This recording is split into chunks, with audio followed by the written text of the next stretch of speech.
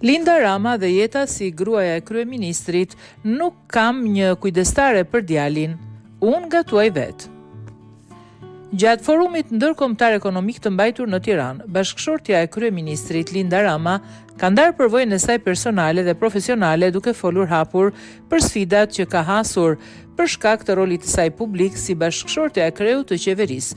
Ajo theksoi se është përballur shpesh me skepticizëm dhe paragjykime që e kanë përndjekur pikërisht për shkak të statusit të saj publik.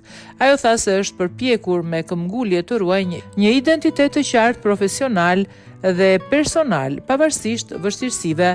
Në fillim mendova se i kisha shtuar një dimension profilit tim dhe më pas kuptova se duhej të ruaja identitetin tim profesional. Ishte shumë e vështirë, po i thoja të gjithëve se do punoj njësoj si më parë, u shpreh ajo.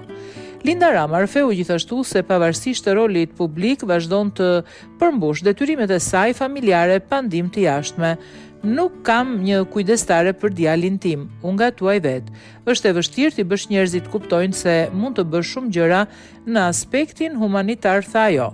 Linda Rama ka folur gjithashtu për rinindën dhe nevojën që të përfshihen më shumë në jetën publike. Ambasadorët më të mirë janë shqiptarët. Një pjesë e rejona është me ata kudo janë, patjetër që duam që të huaj të vinë këtu. Isha e lumtur kur dëgjova Ramën, sigurisht me nota humori se francezët duan të qëndrojnë këtu dhe të punojnë, por ky është realitet për italianët për shembull. Ne ende nuk jemi të aftë të njohim rinin në mënyrë si është. Ky është problemi ynë. Media e skenat publike janë të mbushura me njerëz të moshës së mesme ose më të mëdhenj. Të rinj sheh pak, tha ajo.